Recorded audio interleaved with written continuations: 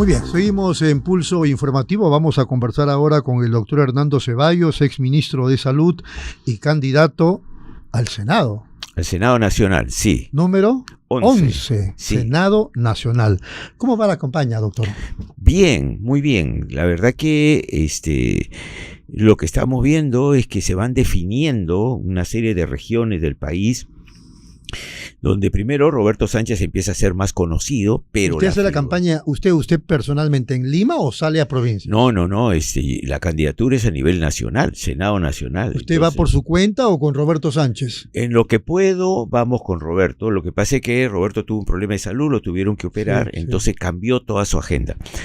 Pero sí, he ido con él a Puno, hemos estado en varios lugares, en Cajamarca, pero yo vengo recorriendo, la verdad, Puno, estamos en Apurímac, donde estuvimos en Abancay, en Andahuaylas, en el Cusco, en Chumbivilcas, en Ayacucho, en Cajamarca, entre otras provincias, y además, por supuesto, en mi región Piura. ¿Y usted tiene alguna conclusión de sus visitas a esas regiones? Sí, yo creo que primero hay una actitud de la población bastante clara y cada vez más en relación a los partidos tradicionales, digamos, ¿no?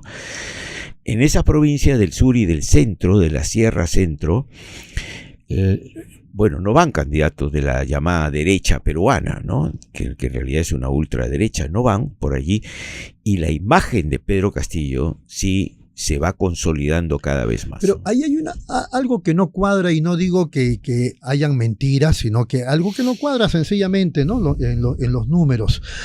Porque le acabo de escuchar lo que dice la fortaleza de Castillo en el sur, para hablar solamente del sur, y sin embargo, en las encuestas, voy a mencionar las 4 de las que yo sí creo: Ipsos, Estudios Peruanos, Instituto de Estudios Peruanos, está CPI y Datum, reflejan que Rafael López Aliaga tiene un apoyo popular en el sur que a cualquiera puede sorprender.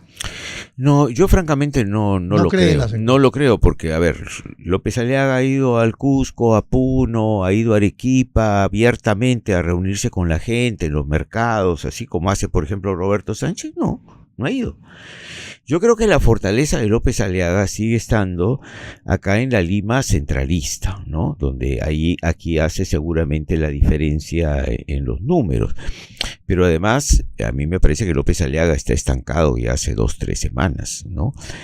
Pero como ya sabemos que las encuestas no reflejan lo que pasa después en las últimas 3 semanas, y falta todavía un poco más de un mes, yo no tengo dudas. Reflejan, lo que pasa es que la población es muy voluble y va cambiando. No creo que la gente cambie tanto, Rodolfo. Yo creo que...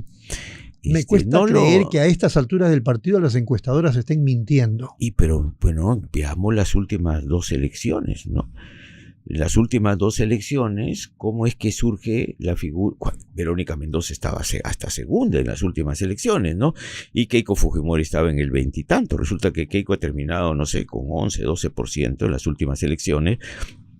Verónica más abajo todavía, y aparece el fenómeno de Pedro Castillo casi llegando al 19%. Lo que sí creo es que hay un voto que no se expresa, casi un voto escondido. La presión de algunos medios de comunicación contra Pedro Castillo hace que mucha gente, sobre todo la gente del sur, no exprese, no revele su intención de voto. No revele con claridad su intención de voto, ¿no? Que además la intención de voto de Pedro Castillo, vamos a ver dónde se canaliza también, ¿no? Yo creo que, porque hay una comprensión cada vez mayor de que Juntos por el Perú es el partido de Pedro Castillo, eso va creciendo. Sí, pero en los sondeos en el sur, Juntos por el Perú, pues no está sólido, está bajo. No, pero sin embargo, yo te digo mi experiencia. Yo he estado no solamente en mítines, yo he recorrido, hemos armado bases en Ayabaca, Huancabamba en el norte, en Chumbivilcas, en Andahuaylas, además rodeado por personal de salud. No se moleste por lo que le voy a decir, pero cuando yo converso así con candidatos de otras tiendas políticas, casi me dicen lo mismo. Bueno, es que, a ver, hay 2 cosas. Primero que es difícil para un candidato decir si estamos recontra mal, porque de los 38 partidos que se presentan, Por supuesto, a estas alturas, por lo menos 20 de ellos se sabe de que va a ser muy complicado que puedan despegar, ¿no? Pero ese no es mi caso. La verdad que la percepción que yo tengo en lo personal es que Juntos por el Perú va creciendo y va creciendo rápidamente, ¿no?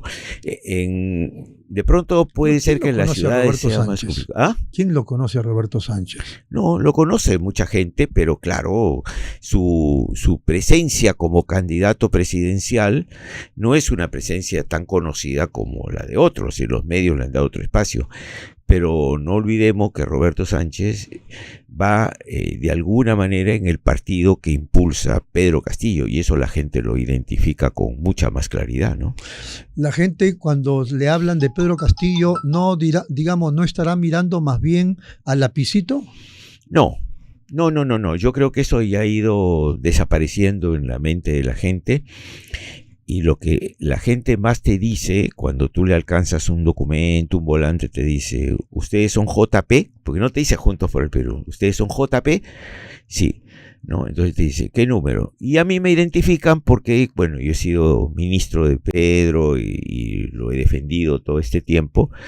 Entonces, yo te mentiría si te dijera, yo me voy solo al sur y me reciben todos porque soy Hernando Ceballos. No, hay simpatía, no tengo anticuerpos, pero la imagen que jala es la de Pedro Castillo. No solo fue ministro de Salud de Pedro Castillo, sino que además de todo el gobierno, no solo el gabinete, usted es el que salió mejor parado.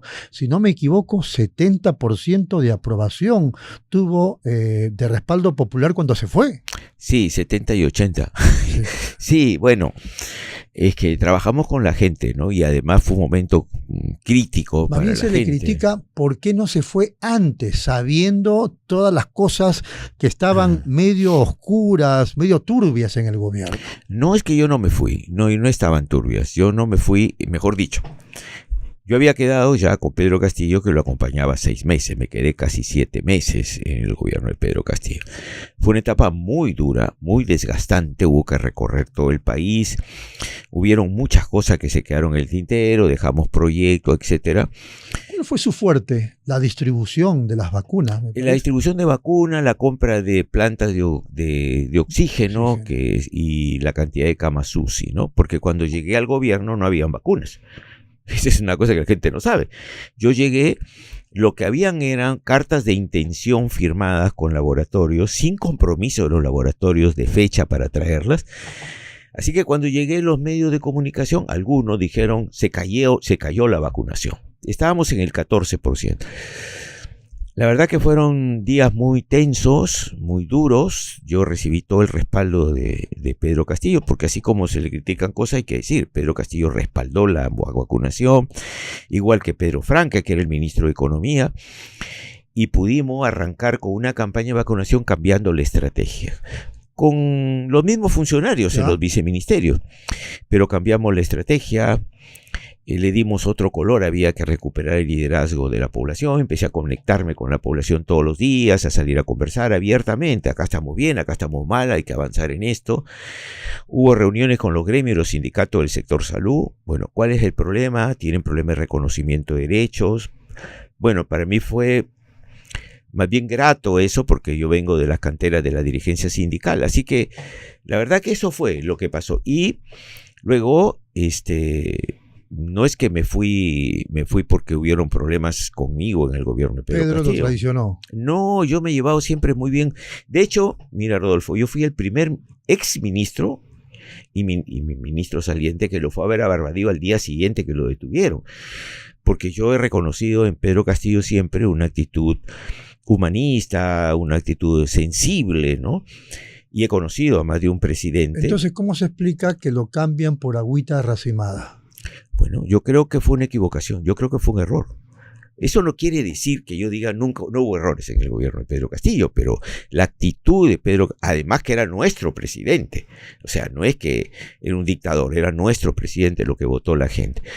Así que yo mantuve una relación, una cercanía con Pedro Castillo, defendí la necesidad de que se respete el voto popular, así que no, de ninguna manera, y yo mantengo hasta ahora una muy buena relación con el presidente Pedro Castillo, Y quisiera que la firmeza que necesitamos en algún momento, que Pedro Castillo reconoce, yo confié en alguna gente que me traicionó. Pero justamente eso le iba a preguntar. ¿Ya sabe por qué lo cambian? ¿Ya sabe por qué lo cambian a usted por agüita racimada? No, Pedro Castillo primero me ofreció un cargo más alto dentro del gabinete. Presidencia del Consejo de Ministros. Sí, lo conversamos, habían 2 posiciones. Y esto es interesante por la conclusión que podemos sacar, Rodolfo. Es que yo planteaba la necesidad, primero, de un cambio de varias figuras en el gabinete y además un cambio en la estrategia, ir y golpear al Congreso. Esa era mi posición. ¿Quién es el traidor? No es un traidor. El traidor es el Congreso, en primer lugar, que presionó para que alguna gente entrara al gabinete, presionó a Pedro Castillo para que no pudiera actuar. Ninguna de las propuestas de Pedro Castillo que estuvieron en campaña y se alcanzaron al Congreso, no hablo del cambio de constitución, aparte de eso, estoy hablando del impuesto, por ejemplo, a las sobreganancias, y otras medidas no fueron aceptadas. ¿Quién estuvo detrás de su salida? ¿Quién estuvo detrás? No sé.